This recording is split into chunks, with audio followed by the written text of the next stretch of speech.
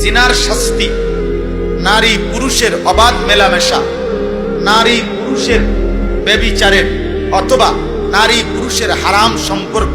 হারাম প্রেম, হারাম ভালোবাসা, কুসম্পর্ক, ছেলে মেয়ের যত অবাধ যৌনাচার এবং বিবাহ বহির্ভূত যেই কোনো যৌন আচরণ যা কেউ